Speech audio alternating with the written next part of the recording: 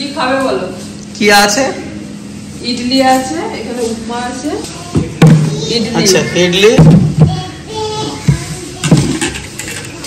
উপমা, সুজির উপমা। হ্যাঁ, এদিকে হচ্ছে তোমার এই যে চাটনিটা, যে নারকেলের চাটনি, আর এখানে একটা চাটনি আছে, ডিম সিদ্ধ আছে, এখানে হচ্ছে টোস্ট আছে, বাটার লাগিয়ে করতে পারে, জুস আছে, এদিকে কফি আছে। আচ্ছা বাহ,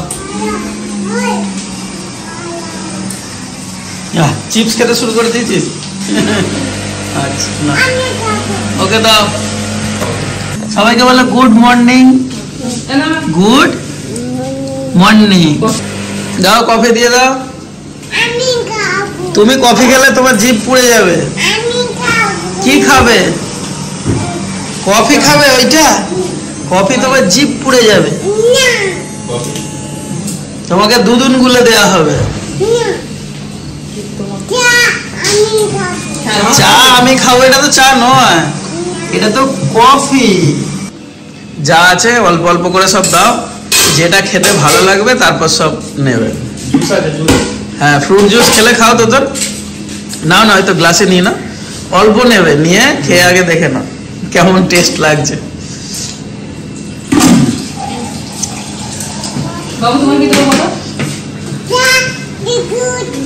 তোমাকে জিজ্ঞাসা করেনি, চা বিস্কুট দুটো দিয়েছি টোস্ট করতে, হবে? আর ইয়ে বাবু কি খাবি তাহলে? বলবি লাগলে। কি হলো, ঘুম ছাড়েনি নাকি? হ্যাঁ, ঝিমিয়ে ঝিমিয়ে আছিস। এই তো কত ঘুমলি। আমি তো রাত্রিরে 2:30টার সময় শুলাম, এডিটিং করে আপলোড করে। তাহলে বড্ড বেশি এখন শান্ত হয়ে গেছে, এত শান্ত হয়নি। ফার্স্ট টাইম টোস্ট করে খাওয়ালাম। এবার 1 থেকে 7 পর্যন্ত রেগুলেটরটা আছে, আমি তো জানি না কত দেবো। 3-এ দিয়েছিলাম, 3-এ দিয়ে কিন্তু মোটামুটি হয়েছে আন্দাজে একদম। আমাকে ফিল্ডা বলছিল যে একটু জেনে নেও না। আমি না, মান সম্মানের ব্যাপার, জিজ্ঞাসা করা যায় নাকি, যা করে তারপর যা হয় হবে। কিন্তু দেখলাম 3-এ দিয়ে মোটামুটি পড়ে নেই, ঠিকঠাকই আছে। বললে বিশ্বাস করবেন না, এই যে হোটেলটা এসছি যেন প্রাণ ফিরে পেয়েছি, যাকে বলে মনে হচ্ছে জেলখানায় ছিলাম, এরকম ব্যাপার। আমি সেইভাবে অতটা এদেরকে ডিমোটিভেট করিনি, কিন্তু এদের থেকে মানে আমার সবচেয়ে বেশি প্রবলেম হচ্ছিল। আর আমরা যে হোটেলটা আছি, এই হোটেলটাতে কিন্তু সকালের ব্রেকফাস্টটা ফ্রি ইনক্লুডেড একদম। ব্রেকফাস্টে তো দেখলেন সেলফ সার্ভিস, যত খুশি নেওয়া যাবে, ব্যবস্থা ভালো। আজকে আমাদের প্রচুর প্রোগ্রাম আছে। ওয়েদারটা মোটামুটি ঠিক আছে, ভালো বলা চলে না, কিন্তু এর মধ্যে আমাদেরকে ঘুরতে হবে। 1 সপ্তাহ আগেকার ওয়েদার রিপোর্ট অনুযায়ী আস্তে আস্তে উড়িষ্যার দিক দিয়ে বেঙ্গলের দিকে চলে যাওয়ার কথা, কিন্তু এখন তো দেখছি একটু চেঞ্জ হয়েছে ওয়েদার রিপোর্টটা।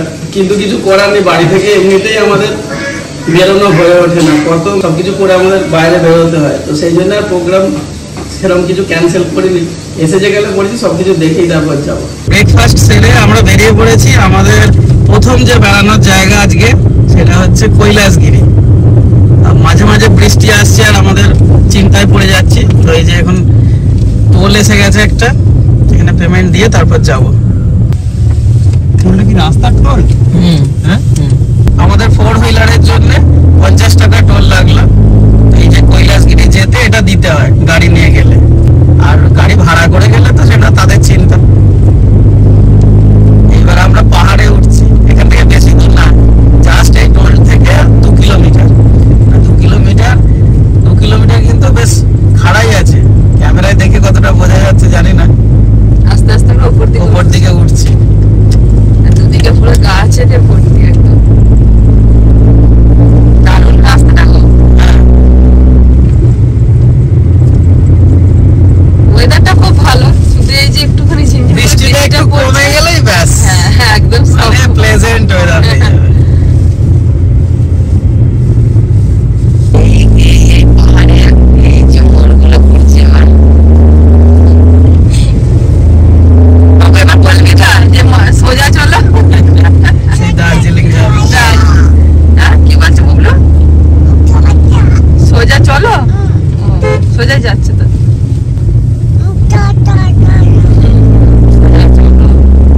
কৈলাসগিরি যাওয়ার পথে এইটা হচ্ছে আমাদের প্রথম ভিউ পয়েন্ট। সমুদ্র সমুদ্র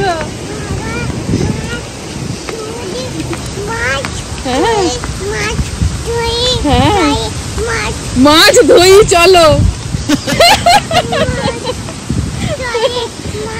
মাছ চলো ধুই। দারুণ জায়গাটা। আগে সেখানটা দাঁড়ালাম, না দাঁড়ালে এত সুন্দর জায়গাটা দেখতেই পেতাম না। এখানটার নাম হচ্ছে আদিত্য ভিউ পয়েন্ট। মেঘলার জন্য ভালো করে ক্লিয়ার হচ্ছে না, তবে যা দেখা যাচ্ছে তাতেই খুব ভালো লাগছে। ঢেউ বলছে না ঢেউ বলছে? ঢেউ ঢেউ জয় ঢেউ।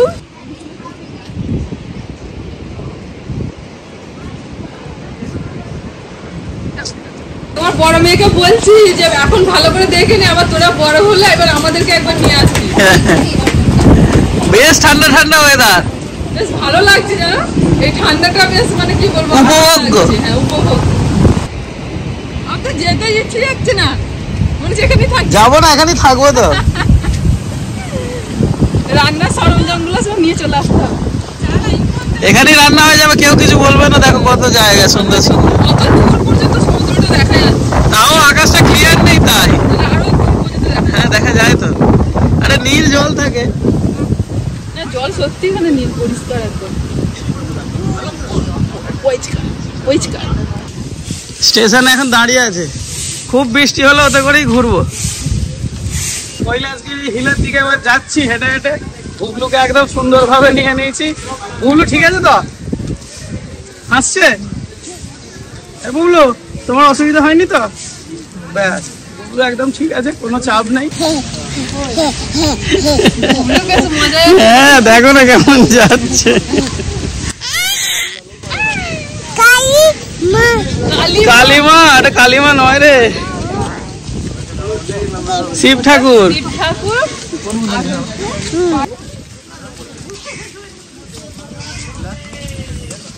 কালিমা নয়, শিব পার্বতী। চলো কি ঠাকুর দেখ? হ্যাঁ রক্ষা কালী।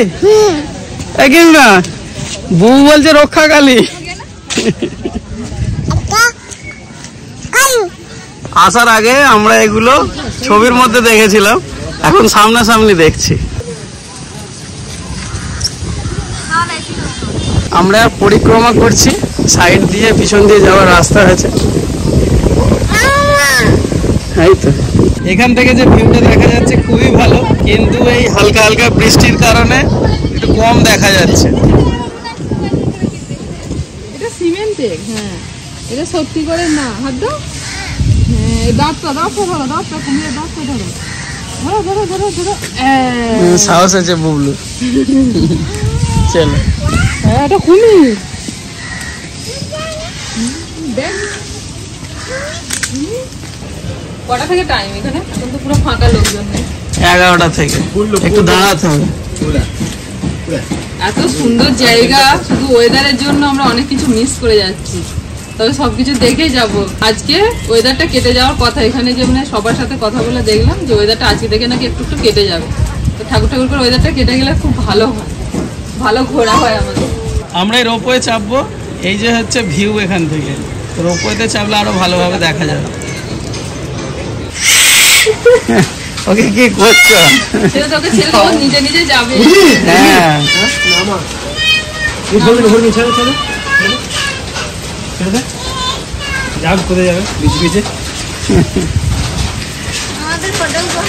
আমাদের হোটেলের মধ্যে খুঁজতে হবে কোনটা। আমাদের ব্লগ শুরু হচ্ছে না। সবার উদ্দেশ্যে একটাই আমার বক্তব্য, অবশ্যই কোনো জায়গায় বেড়াতে এলে ওয়েদার দেখে আসবেন। কেননা আমি যেখানেই বাইক নিয়ে ঘুরতে যাচ্ছি সেখানে বৃষ্টির কি ওটাকে বলে ভুকুটি। হ্যাঁ হ্যাঁ হ্যাঁ বেতর, সেখানেই বৃষ্টির কবলে পড়ছি। আর পরে পুরো যে ভিউটা আছে, পাহাড়ের বলো সমুদ্রের বলো বা যে কোনো ব্যাপার বলো, সেই ভিউটা পুরো নষ্ট হয়ে যাচ্ছে। ঠিক আছে, কত ঘরে বসে থাকবো, মন মেয়ে তো এমনি খারাপ হয়ে যাচ্ছে, কি হবে জানি না। ঠিক আছে, এবার যখন বেড়াতে আসবো নেক্সট বার, তখন পুরো একদম 30 দিনের যে ওয়েদার আপডেট, সেই ওয়েদার আপডেট দেখি তবে আসবো। কখন ঘুরছে, কখন বসে যাচ্ছে, কখন যাচ্ছে না, খুব কপাল খারাপ আমাদের। নাহলে যেখানে যাচ্ছে সেখানে ছাপানো কপাল, ছাপানো। তুই আছিস বলে তবু কম হচ্ছে, নাহলে আরো বেশি বৃষ্টি হতো। रिटर्न नहीं होगा, देख लो अभी से, सब ठीक है तो? ठीक है चलो। এখন থেকে আমি ছাতাটা খুঁজে বেড়াচ্ছিলাম, ছাতাটা খুবই দরকার। কৈলাসগিরি থেকে নেমে আমরা এখন যাচ্ছি সীমাচলম মন্দিরের দিকে।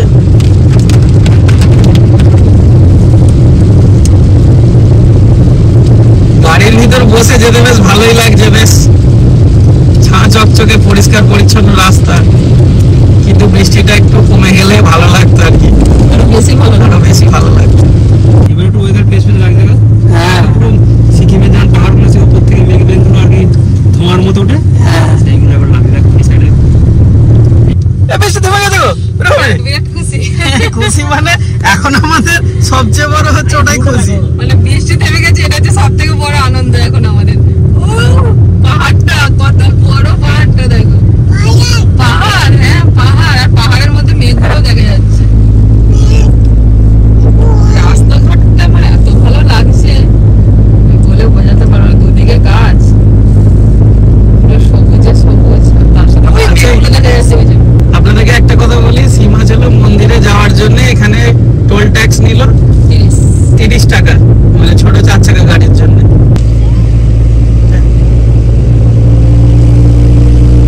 দেখো এইভাবে আমরা যখন সিকিমে বাইক নিয়ে যাই, এই যে তুমি ফিলটা পাচ্ছ, এরকম ফিল পাওয়া যায়। এই যে ডান দিকে হচ্ছে খাদ, পাহাড়ের খাদ, হ্যাঁ, আর হচ্ছে বাঁদিকে পাহাড়, মাঝখান দিয়ে রাস্তা এইরকম। এই যে আমরা মেঘের ভিতরে পুরো ঢুকে গেছি, এটা পুরো মেঘ এখানটা, আর ওই যে একটু একটু ডান দিকে মন্দিরটা দেখা যাচ্ছে সীমাচলম। নাম তো দেবিকা, দিদিকে আসবে।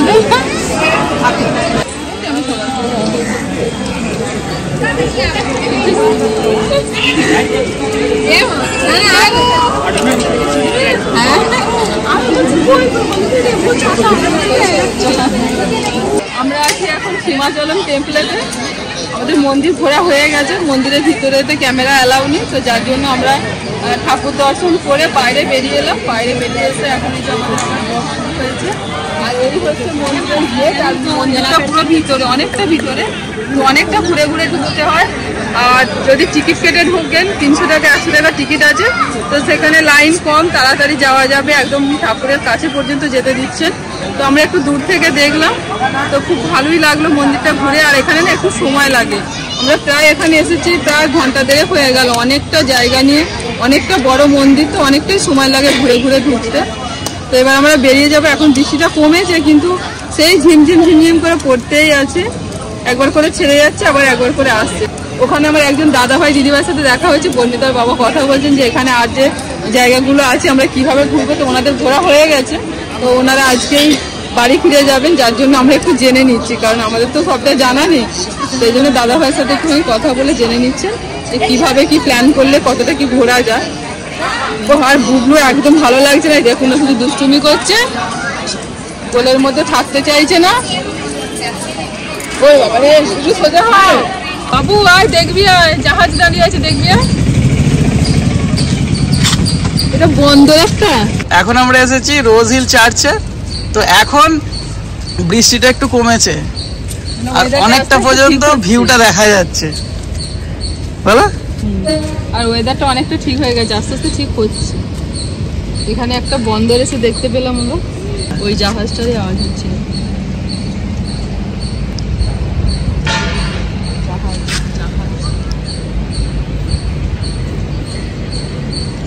উপরে মেঘ আর নিচে এরকম দৃশ্য।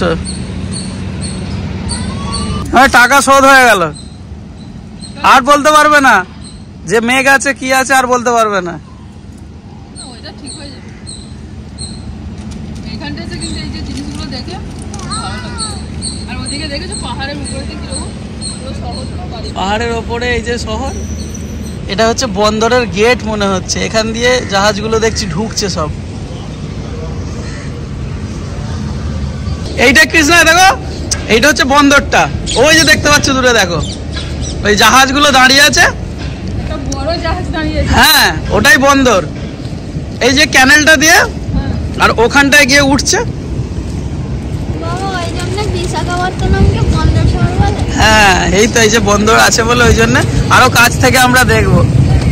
এটা আমরা রোজিল চার্চের জায়গা থেকে দেখছি বলে তাও একটু দূরে লাগছে। দাঁড়া, এই দেখ দেখতে পাচ্ছিস ওই যে আছে পুরো বড় বড় জাহাজ দাঁড়িয়ে থাকে। এটি হলো রোজিল চার্চ। কিন্তু উঠে এসো, এখান থেকে আরো ভালো ভিউ দেখতে পাবে। যত উপর দিকে উঠছে আরো অনেক দূর পর্যন্ত দেখা যাচ্ছে। হ্যাঁ আর পুরো শহরটাও দেখা যাচ্ছে। মেঘটা যাই হোক ঠাকুর ঠাকুর করে কেটে গেলে আরো ভালোভাবে একটু দেখতে পাই। ওই দাদা ভাইরাও এসছে না, ওই সীমাচলম মন্দিরে যাদের সঙ্গে দেখা হলো। হ্যাঁ এদিকে পুরো শহরটা দেখা যাচ্ছে একদম। দেখ এখান থেকে পুরো কত দূর পর্যন্ত, দেখ শহরের ভিউটা কত সুন্দর লাগছে। আমরা কত উঁচুতে তাহলে আছি। দেখ বোঝাই করে জাহাজ, ওই দেখ মাল বোঝাই করে। এই তো সব কন্টেনার গুলো ওখানে ওই যে লোড করেছে। তুমি দেখতে পেয়েছো? দেখতে এইবার ভালোভাবে ভিউটা অনেক দূর পর্যন্ত দেখা যাচ্ছে। ওই দেখো প্রণাম করো।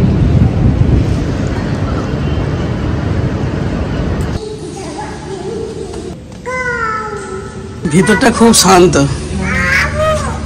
এসো বাবু। একদিকে রোদ আর আমরা যেদিক দিয়ে যাচ্ছি সেদিকটা মেঘলা। রোদ উঠছে আস্তে আস্তে। আমরা এখন যাচ্ছি ইয়ারাদা বিচে। অনেকটা চলে এসেছি, এখনো 20 কিলোমিটার বাকি আর 40 মিনিট সময় দেখাচ্ছে। এইখানে রাস্তার ভিউটা দেখুন কত সুন্দর, দুদিকে গাছ আর মাঝখান দিয়ে যাচ্ছে।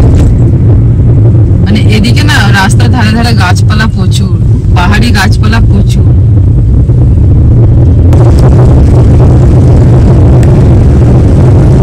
পাহাড় থেকে আমরা আস্তে আস্তে আবার সমুদ্রের দিকে যাচ্ছি, একদম সমতলে। যা ভিউ একটুখানি দেখতে পেয়েছি আপনাদেরকে দেখাচ্ছি। ফার্স্ট লেফট প্রথমে একদম পাহাড়ের উপরে উঁচুতে উঠে পড়লাম, তারপরে আমরা আস্তে আস্তে যাচ্ছি একদম নিচের দিকে। মানে এই জিনিসটা দেখার অপেক্ষা ছিলাম বহুদিন। পাহাড় সমুদ্রে, মানে সমুদ্র পাহাড়ে গিয়ে মিশেছে। আমি সেই স্যারের মুখে এই কথাটাই শুনেছিলাম যে পাহাড় কেমন, এই সমুদ্র কেমন পাহাড়ে গিয়ে ধাক্কা মারছে, মিশেছে, সেটা দেখবি। বিশাখাপত্তনমে একবার গিয়ে কোনোদিন ঘুরে আসবি, সেটা ক্লাস 9-এ। আর সেটা আজকে পূরণ হলো, এক্ষুনি আমরা দেখবো। বুবলু বড় হয়ে গেছে। আস্তে আস্তে কি সাইজ গো, রে বাপ রে বাপ।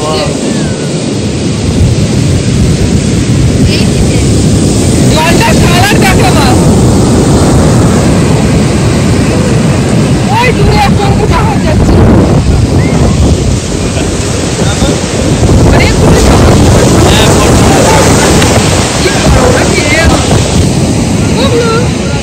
জল চলে আসবে দেখবে, পড়ে যাবে ও কিন্তু। এতদিন কিন্তু সমুদ্রকে আলাদা করে দেখেছি, পাহাড়কে আলাদা করে দেখেছি। তো এই প্রথমবার পাহাড় আর সমুদ্র একসাথে দেখা, মানে চোখ জুড়িয়ে গেল। এখানটা এসে মানে কি বলবো, সার্থক হলো সবকিছু। আমাদের যে এত দূর জার্নি করে আসে সেটা পুরো সার্থক হলো। কি দারুণ লাগছে। আর ওই দেখুন পাহাড়ে পুরো ধাক্কা মারছে। ওইখানটা যাবো, ওইখানটা তো পাহাড়ে আর একটু হলে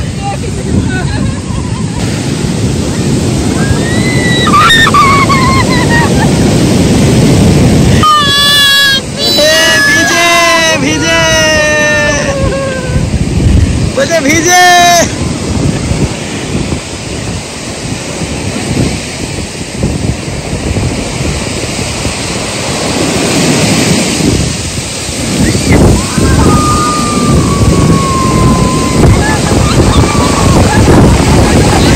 উল্টা পড়ে যাও না জানো, শুধু দেখো। পড়ে না যায়।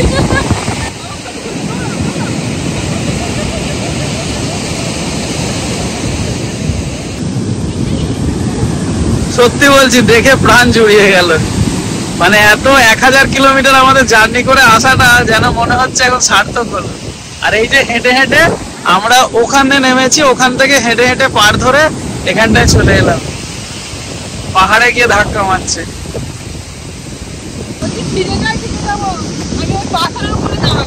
আচ্ছা ঠিক আছে, দাঁড়িয়ে পড়ো।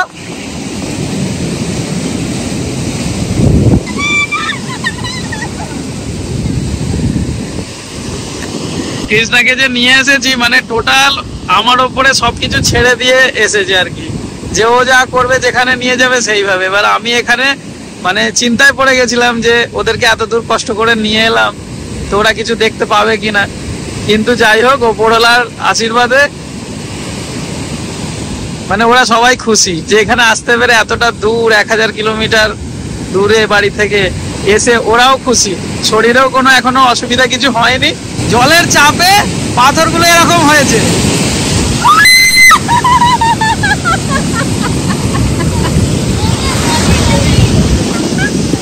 আসতে পারবো কি জানি না, তবে এই যে এসেছি একটু ভালো করে এনজয় করে নিই। আমাদের এখন শুধু মন যাচ্ছে যেন দেখেই যায় আর এখান থেকে যাবো না। আমি এখানে থেকে গেলাম। আচ্ছা, ওই যে ওখানে একটা আমাকে ইয়ে করে দাও, রান্নাঘর বানিয়ে দাও সমুদ্রের পাড়ে, রান্না বান্না করবো, এখানে থাকবো। ঠিক তাই হবে।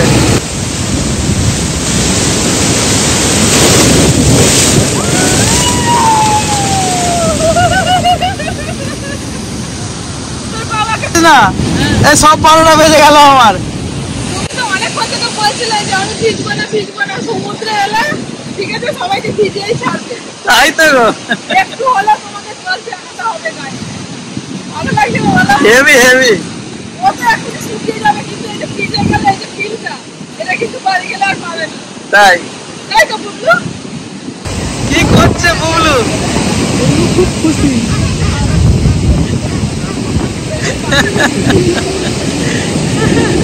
বিচ থেকে ফেরার পথে এই দেখুন ওপর থেকে ভাইজ্যাক শহরটাকে কেমন লাগছে।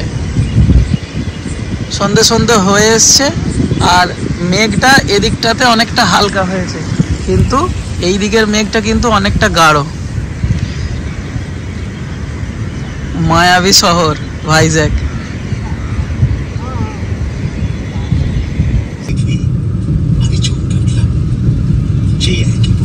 ফেরার পথে আমরা যাচ্ছি আরকে বিচে, তো তার মাঝখানে রাস্তায় পড়লো একটা ফুড কোর্ট কমপ্লেক্স। পুরো 1 কিলোমিটার রাস্তা শুধু দুপাশে খাবারের দোকান। পুরী থেকে আমরা যখন আসছিলাম যে জায়গাটায় আমরা খেয়েছিলাম রেস্টুরেন্টে, ওখানকার দাদা আমাদেরকে বলেছিলেন যে একটা ফুড কোর্ট আছে ওখানে খেয়ে দেখো যদি যাও। এবার আস্তে আস্তেই পড়লো দেখলাম, তো এখানটা দাঁড়িয়ে পড়লাম। তো বাকিরা নামেনি, সব ক্লান্ত হয়ে গেছে বালিতে ছুটোছুটি করে। তো আমি আর কৃষ্ণা নেমেছি একটুখানি দেখবো বলে যে কি আছে না আছে এখানে। ওই দেখুন এই সোজা চলে যাচ্ছে রাস্তা আর পুরো একদম এই টানা যাচ্ছে, প্রায় 1 কিলোমিটারের কাছাকাছি রাস্তা। সব রকম খাবারের এখানে। হ্যাঁ, সব খাবার পাওয়া যায়। আমি এখন একটা ধোসা নিচ্ছি, ধোসা খাবো। ওরা সব গাড়িতে বসে আছে, কেউ নামলো না।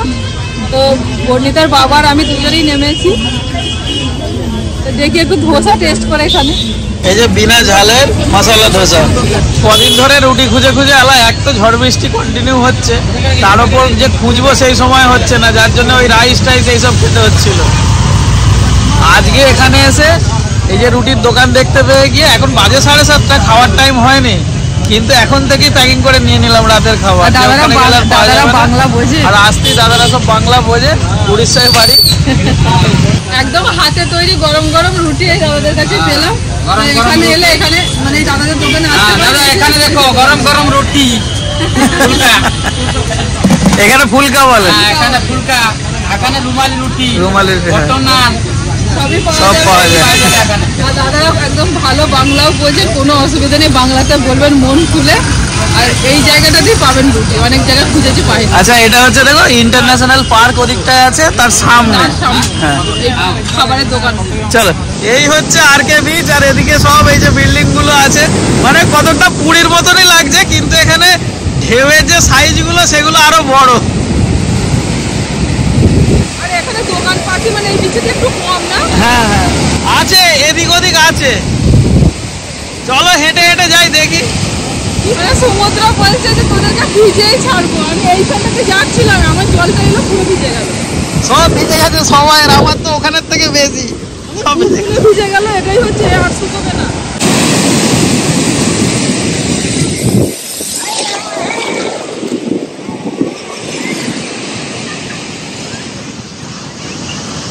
বুবু চুলগুলো সব আমার মানে তালগোল পাকিয়ে দিল আস্তে আস্তে। তোর এত আনন্দ হচ্ছে জলটা দেখে, আর একদম খালি বু বু করে লাফাচ্ছে। আর আমার চুলগুলো সব যা ছিল অল্প, আর একটা করে প্লেন উড়ে যাচ্ছে, আর দেখাচ্ছে। আরে বুবলু তোর পিছনে একটা প্লেন দেখ।